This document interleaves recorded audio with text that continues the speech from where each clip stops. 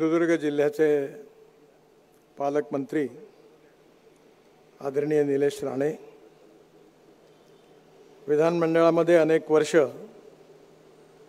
ज्यांनी माझ्याबरोबर काम केलं असे माननीय अजितराव गोगटे, माननीय विनय नातू, माझे मित्र प्रमोद जठार, श्री प्रभाकर सावंत, श्वेता कोळगावकर, आज ज्यांचा आपण सत्कार केला ते आदरणीय काका ओगले, श्री सदा ओगले, श्याम कणेकर, मुंबई आणि गोवा या बार काउन्सिलचे अध्यक्ष ॲडव्होकेट संग्राम देसाई, माननीय सुधीर जोशी, डॉक्टर अभय सावंत, प्रकाश गोगटे, मंचावर उपस्थित सर्व सन्माननीय अतिथीगण आणि उपस्थित माझ्या बांधवांनो आणि बहिणींनो, बऱ्याच वर्षानंतर मला आज देवगडमध्ये येण्याची संधी मिळाली. ज्यावेळी मला ही संधी मिळाली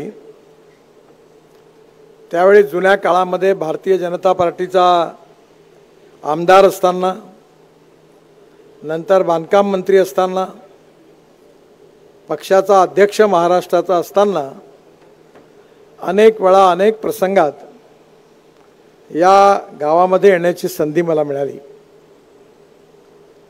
मी ज्यावेळी भारतीय जनता पार्टीच्या कार्याला सुरुवात केली तेव्हापासून कोकण भागातून विशेषतः ज्या भारतीय जनता पार्टीच्या कार्यकर्त्यांनी निस्पृह निस्वार्थी भावनेतून समाजाची सेवा केली त्या कार्यकर्त्यांची मालिका मोठी आहे.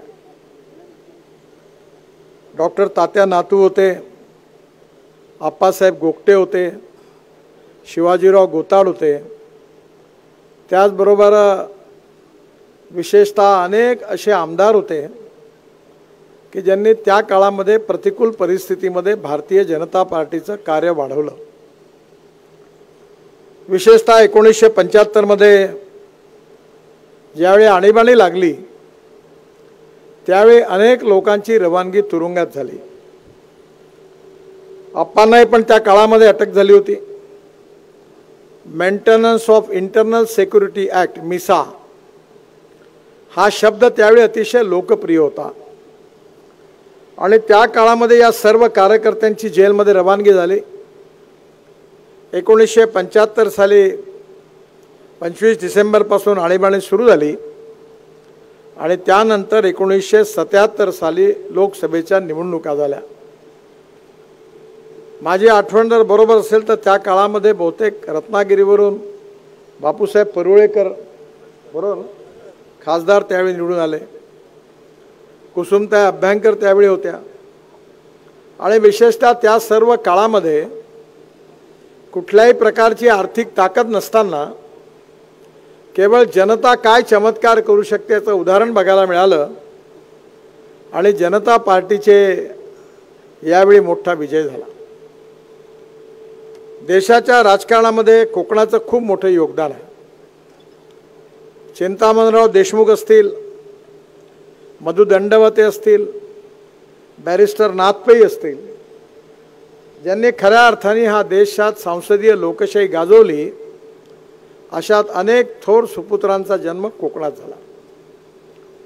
लोकमान्य टिळक, स्वातंत्र्यवीर सावरकर, बाबासाहेब आंबेडकर या थोर विभूतींचा संबंध जीवनातला अनेक सुरुवातीचा काळ कोकणात गेला आणि त्यामुळे कोकणामध्ये ही एक वेगळ्या प्रकारचं एक संस्कृती आणि इतिहास कोकणाचा राहिला आहे. आणि या सगळ्या इतिहासामध्ये विशेषतः मधु दंडवते ज्यावेळी मंत्री होते, रेल्वे मंत्री होते, त्यावेळी कोकणाकरता रेल्वे, कोकण रेल्वे हा विषय त्यावेळी अतिशय महत्त्वाचा होता.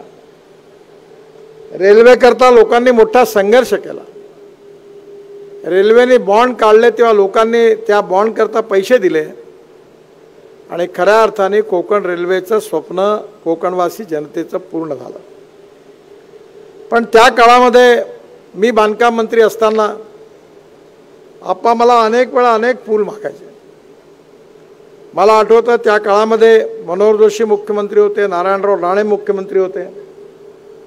मी आठवण करून आलो त्यावेळी सागरी महामार्ग हा विशेषतः अलिबागवरून सुरू होणारा, ज्यामध्ये अतिशय महत्त्वाचा मार्ग आहे, त्यावर अनेक पूल बांधायचे होते. माझ्या काळामध्ये 22 पुलापैकी 18 पूल बांधून पूर्ण झाले.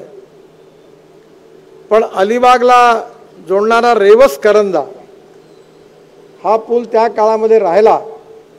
मला वाटतं आता तोही झाला ना, झाला पूर्ण, काम चालू आहे.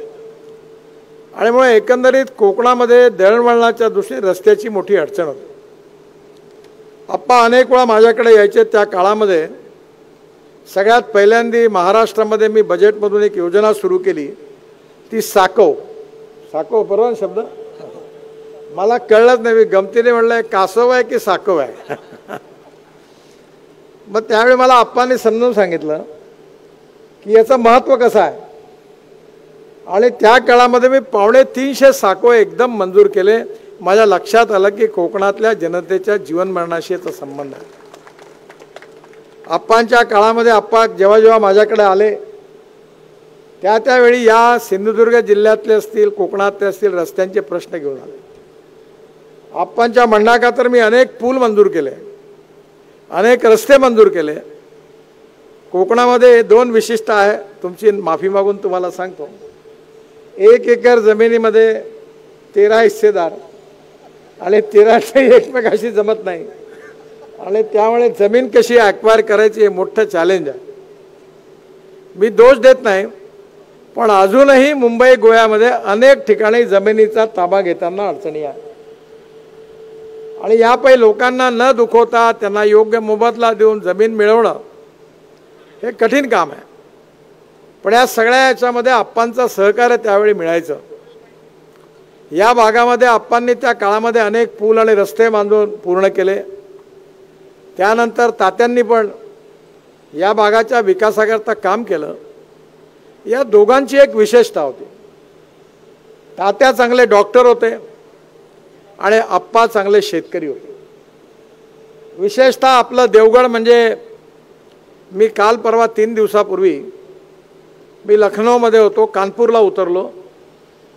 आणि कानपूरचे खासदार अवस्थी म्हणून आणि भोले म्हणून कानपूर ग्रामीणचे खासदार दोघे माझ्यावर हेलिकॉप्टरमध्ये बसले.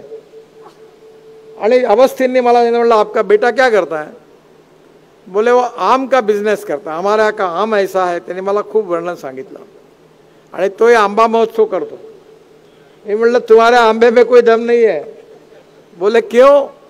तो दिखने में बहुत बड़ा दिखता है. म्हणलं, पर सही आंबा अगर कोई होगा तो हमारे कोकण का हापूस का आंबा है.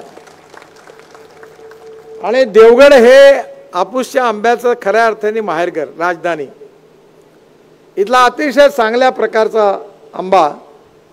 आणि त्या काळामध्ये आप्पांनी सातत्याने आपल्या शेतकऱ्यांना आंब्याकरता चांगला भाव कसा मिळावा, त्यांचं उत्पन्न कसं वाढावं, या दृष्टीने आप्पांनी मोठ्या प्रमाणावर शेतकऱ्यांचं संघटन उभं केलं.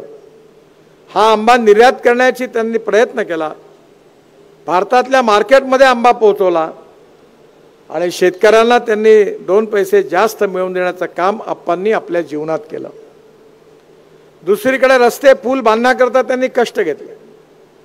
या सगळ्यांच्या मागे एक भावना होती की माझं गाव समृद्ध संपन्न कसं झालं पाहिजे, माझ्या गावातल्या तरुण मुलांच्या हाताला काम कसं मिळालं पाहिजे, माझ्या गावामधल्या जनतेला सस्टेनेबल डेव्हलपमेंटमध्ये प्यायला पाणी आणि गावात उत्तम रस्ते कसे असले पाहिजे, याचा ध्यास त्यांच्या मनामध्ये होता. आज राजकारण जे आहे ते खऱ्या अर्थाने आपल्या जीवनामध्ये अतिशय महत्त्वाचं आहे. मी नेहमी एक गोष्ट लक्षात ठेवतो की politics is a instrument of socio economic reform. सामाजिक आर्थिक परिवर्तनाचं राजकारण हे प्रमुख अंग आहे. आणि ते जर प्रमुख अंग असेल तर राजकारणाची व्याख्या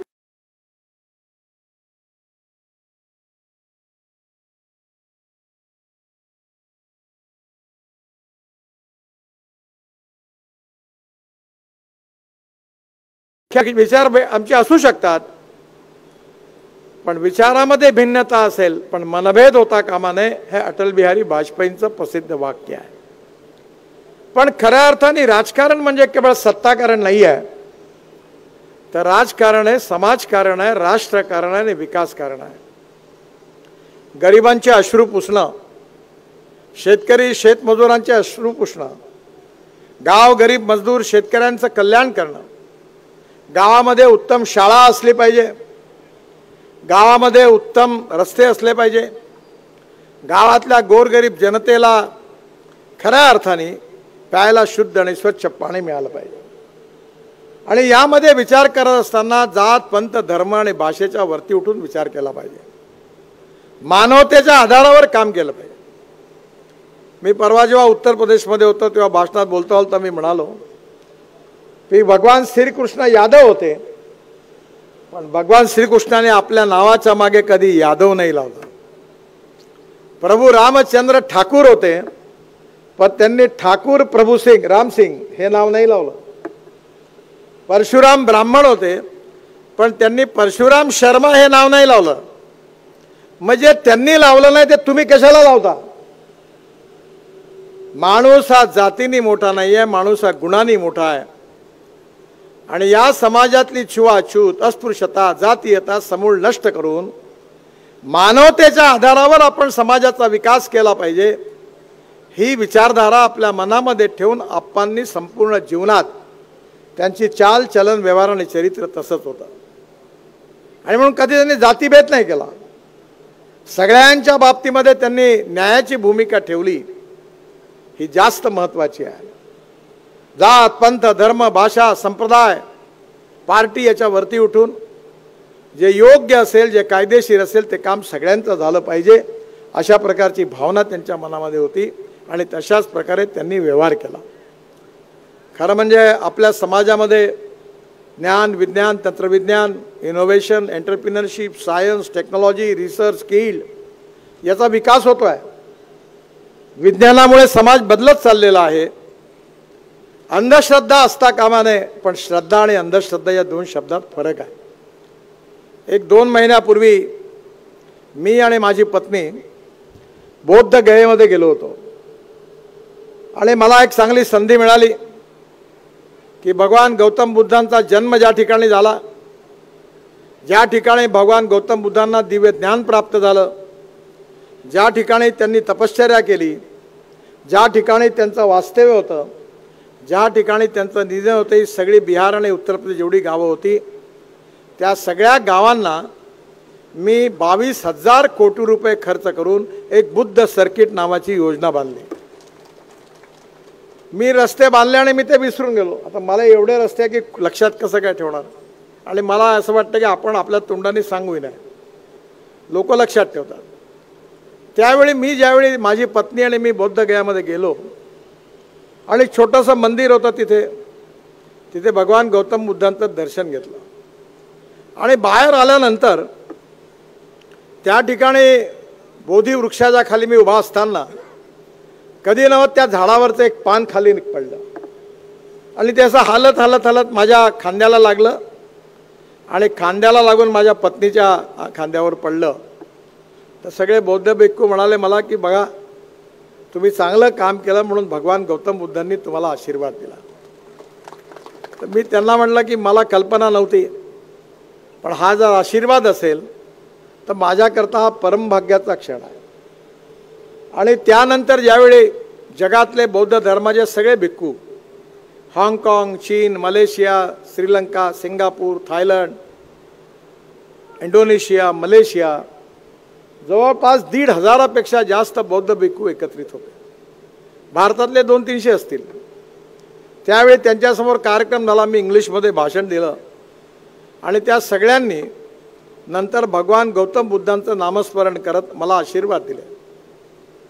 मला सगळ्यात मोठा आनंद झाला, कारण आपण कामं अनेक करतो, ती कामं करत असताना आपल्या मागे कुठल्याही प्रकारची भावना नसते, स्वार्थ नसतो. पण ज्यावेळी लोकांचा आशीर्वाद मिळतो त्यावेळी आपला आनंद द्विगुणित होतो. आप्पांच्या जीवनामध्ये हेच होतं. त्यांनी कधी आपले बोर्ड नाही लावले, आपले कटआउट नाही लावले, त्या कामाचं श्रेय घेण्याकरता कुठला प्रयत्न नाही केला. अतिशय निस्पृह निस्वार्थी भावनेने मनसा सततम स्मरणीयम वचसा सततम वदनीयम लोकहितम मम करणीयम. मी नेहमी लोकांचं हित करत राहील.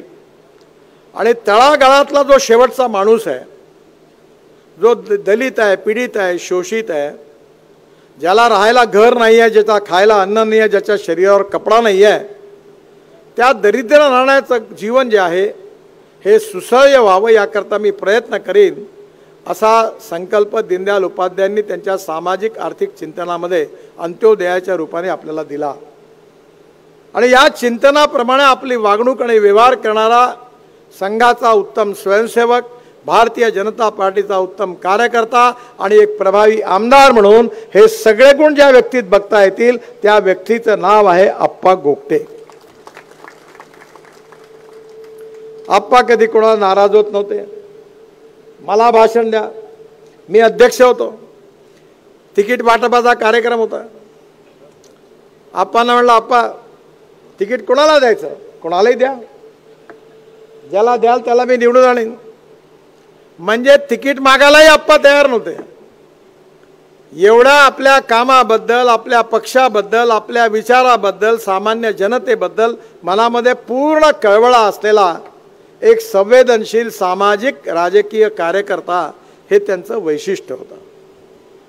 मी आज या ठिकाणी आलो, खरं आता मला खरंच वेळ नाही. मी आज रात्री स्पेनला जाणार आहे, विदेशात आहे. काल मी प्रयागराजला गंगा स्नान करायला गेलो होतो. आज रात्री तिकडनं आलो.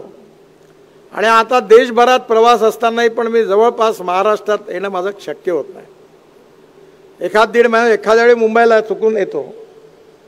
आणि त्यामुळे जेव्हा मला माझ्या ऑफिसने सांगितलं की मला आप्पा गोगटेंच्या जन्मशताब्दीच्या समारोपाचा कार्यक्रम आहे, मी त्याला फक्त एवढंच सांगितलं, काही झालं तरी या कार्यक्रमाला मला जायचं आहे, ती तारीख कुठल्याही परिस्थितीत रिझर्व कर. तुम्ही साहेब ते शक्य नाही होणार, तुम्हाला कोल्हापूरला जवळ ते शक्य कसं होतं ते तू पहा म्हटलं.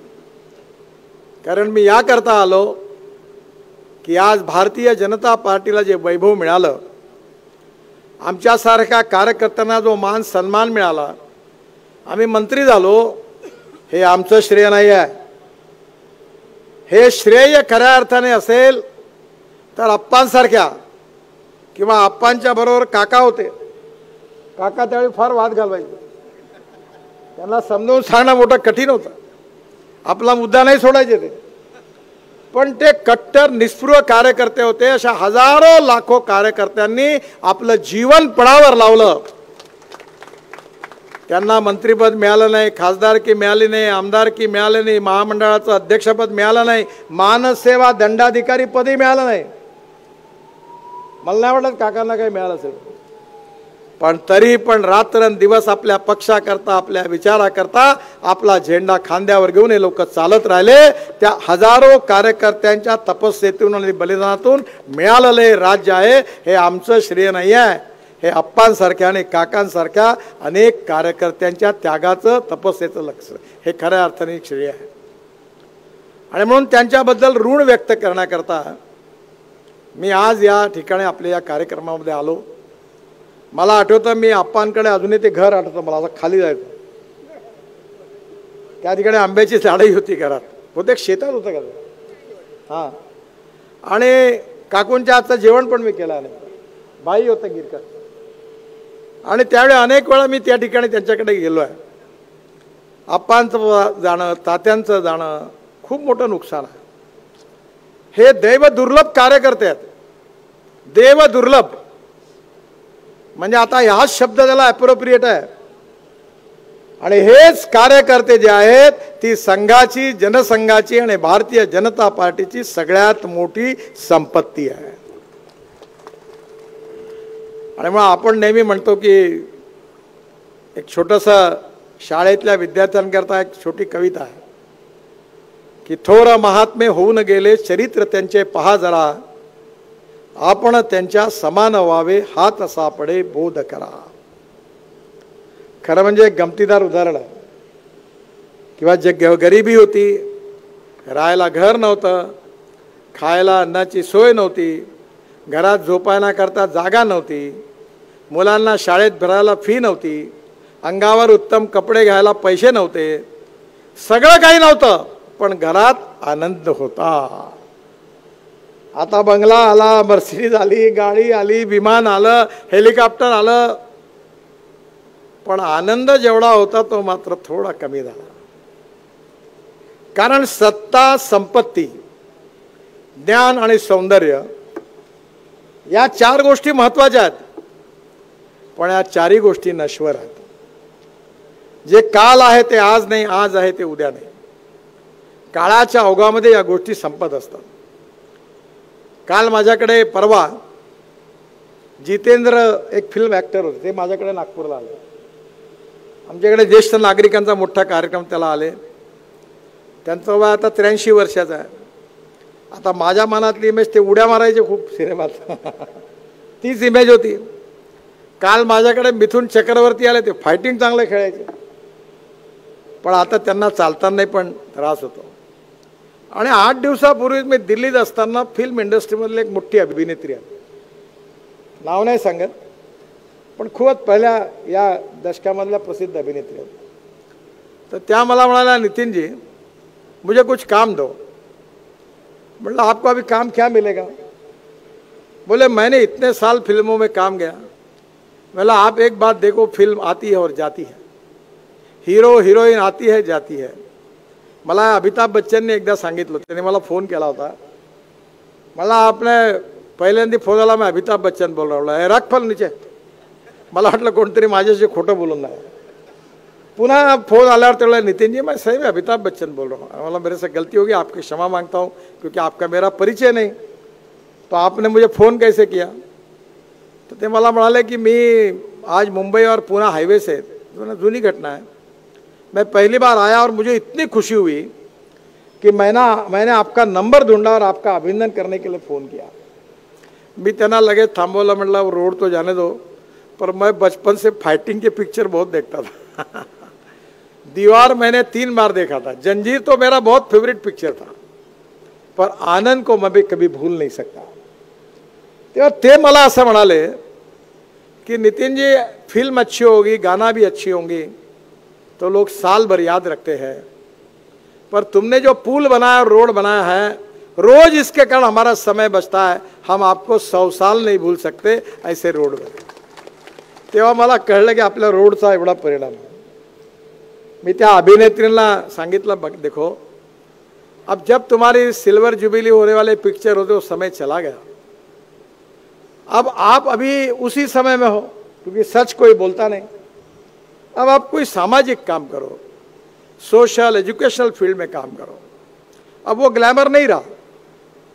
आणि म्हणून आपल्याला जेव्हा आपण एका रोलमध्ये काम करतो, त्याचा स्वाभाविकपणे आपल्याला एक अहंकार निर्माण होतो. आजकाल काही वेळा काही चांगल्या गोष्टी आहेत की सोशल मीडियातून चांगल्याही पाहायला मिळतात, वाईटही पाहायला मिळतात. एक वाक्य होतं की रावणाला ज्ञानाचा अहंकार होता आणि रामाला अहंकाराचं ज्ञान होतं. वाक्य छोटं होतं, पण त्याच्या मागे फिलॉसॉफी होती. ती फिलॉसॉफी ही होती की आपल्याला जी काही शक्ती आहे आपल्याजवळ, ती आपल्याला समाजाकरता, देशाकरता वापरायची आहे. त्याचा अहंकार आणि अभिनिवेश असता कामा नये. आपण काम करत राहिलं पाहिजे. चरैवती चरैवती चरैवती. आप्पांच्या जीवनामध्ये पहिली निवडणुकीत त्यांचा पराजय झाला, नंतर 4 टर्म ते आमदार होते. आणि कधी ज्यावेळी युतीचं सरकार आलं, ज्यावेळी भारतीय जनता पार्टीच्या ह्याच्यात काही संधी मिळाली आमच्या सरकारला, आम्ही तरुण होतो, पण डॉक्टर नातू असतील, अप्पा असतील, यांनी कधी आपल्याला काही मंत्रिपद मिळावं म्हणून ते कधी कोणाला भेटले मला नाही. म्हणजे आपण काम करतोय ते देशाकरता करतोय, गरीब माणसाकरता करतोय, समाजाकरता करतोय, असं निस्पृह, निस्वार्थी आणि समर्पित व्यक्तित्वाचे धनी अप्पा होते.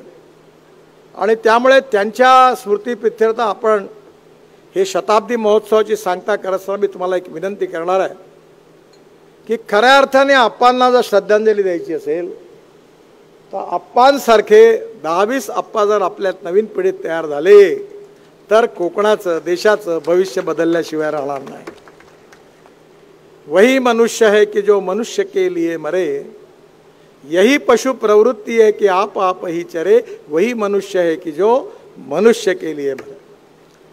आप्पांसारख्यांच्या या व्यक्तिमत्वाच्यातून अनेक असे कार्यकर्ते, सामाजिक कार्यकर्ते, राजकीय कार्यकर्ते जर देशात निर्माण झाले तर या देशाचं सामाजिक आर्थिक चिंतन, सामाजिक आर्थिक चित्र बदलल्याशिवाय राहणार नाही. ते खऱ्या अर्थाने त्यांच्या या जन्मशताब्दीच्या निमित्ताने आपल्या सगळ्यांचं कर्तव्य आहे. योगायोगाने राष्ट्रीय स्वयंसेवक संघाची पण शताब्दी आहे आणि आप्पा संघाचे उत्तम स्वयंसेवक होते. हा दुग्ध शर्करा योग आहे की या दोन्ही कालावधीमध्ये आप्पा आणि संघाची शताब्दी एकावेळी होते. या दोन्ही गोष्टी लक्षात ठेवून राष्ट्रीय पुनर्निर्माणाकरता या देशाला सुखी, समृद्ध, संपन्न बनवणं, शक्तिशाली बनवणं, विश्वगुरू बनवणं, $5 ट्रिलियन इकॉनॉमी बनवणं, विश्वामधली तिसरी आर्थिक व्यवस्था आपल्याला तयार करणं, हे प्रधानमंत्र्यांनी आपल्यासमोर स्वप्न मांडलेलं आहे. आणि अशा अनेक निस्पृह निस्वार्थ कार्यकर्त्यांचं स्मरण करून आपण ते स्वप्न पूर्ण करण्याकरता आप्पांसारखंच कार्य आपल्या जीवनात करत राहू असा संकल्प जर आप्पांबरोबरच्या आपल्या सर्व कार्यकर्त्यांनी केला तर खऱ्या अर्थाने स्वर्गात देखील आप्पांच्या आत्म्याला शांती मिळेल, हे मी तुम्हाला गॅरंटीने सांगतो. आज आपण काकांचाही पण सत्कार केला. आप्पांच्या बरोबर अनेक वर्ष त्यांनी काम केलं. या सगळ्या काळामध्ये आप्पांच्या बरोबर त्यांचे अतिशय विश्वासू सहकारी म्हणून निस्पृह निस्वार्थी भावनेत त्यांनी काम केलं. त्यांनाही पण मी मनापासून शुभेच्छा देतो. त्यांना उत्तम दीर्घायुष्य मिळावं, निरोगी जीवन मिळावं अशी ईश्वरचरणी प्रार्थना करतो. आप्पा असताना मी जेव्हा जेव्हा आलो दरवेळेला पूल मंजूर करून गेलो, दरवेळेला आप्पांनी सांगितलेले रस्ते मंजूर करून गेलो. आज आप्पांची माझ्यापाशी आता राज्यात नाही आहे, काही फार देण्यासारखं नाही आहे. मुंबई गोवा रस्ता आहे. आजच मी आता हेलिकॉप्टरमध्ये निलेश असताना अधिकारी बरोबर घेतले, इथपर्यंत आले, सगळी माहिती विचारत होतो. आता हा रस्ता या पावसाळ्यामध्ये हा रस्ता जवळपास पूर्ण होईल आणि तुम्हाला पावसाळा सुरू होण्याच्या आधी हा रस्ता पूर्ण होऊन कुठलाही त्रास होणार नाही, डायरेक्ट मुंबईपर्यंत पोहोचता येईल असा विश्वास मी आपल्या सगळ्यांना देतो. आज या ठिकाणी सदाशिवराव ओगलेंनी मला आप्पांच्या ह्याच्यात CRF मधून काही गोष्टी मागितल्या.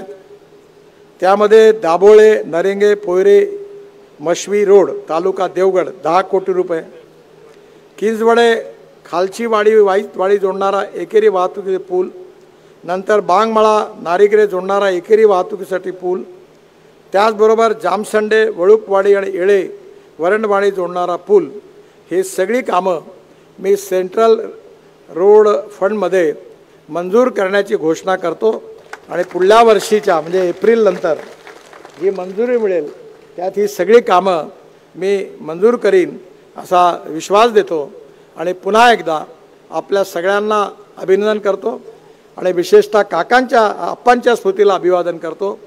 आणि त्यांची स्मृती आम्हा कार्यकर्त्यांच्या मनात, हृदयात नेहमी सामाजिक सेवेची, राष्ट्रभक्तीची आणि स्वच्छ आणि शुद्ध आपला हे बनवण्याची, देश बनवण्याची नक्की शक्ती आपल्या सगळ्यांना देव ही प्रार्थना करतो. आणि माझं भाषण संपवतो. धन्यवाद. नमस्कार. पोर्टमध्ये असं आहे की आता मी होतो त्यावेळी अजून टेक्नॉलॉजी बदलली. मी निलेश राणेंना विनंती करेन की आता जलवाहतुकीची गरज नाही आहे.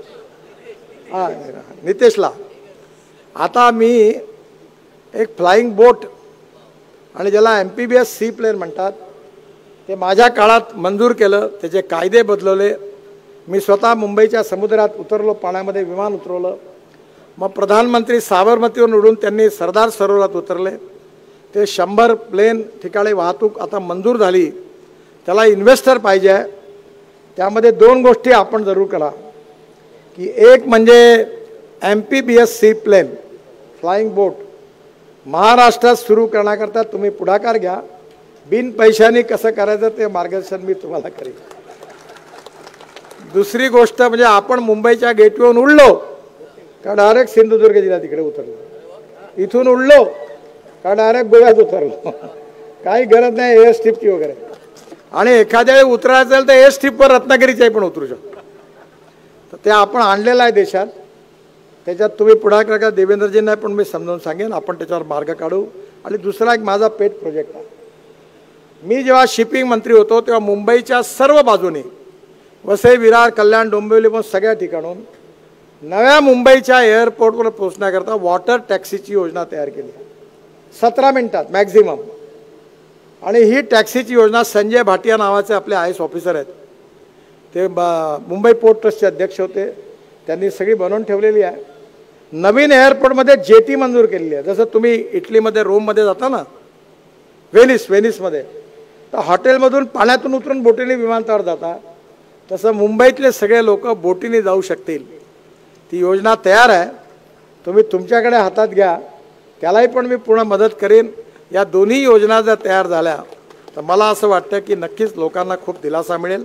बाकी तुमच्या कामामध्ये जे सहकार्य लागेल ते मी नक्की करीन असा विश्वास देतो आणि माझं बोलणं संपवतो. धन्यवाद.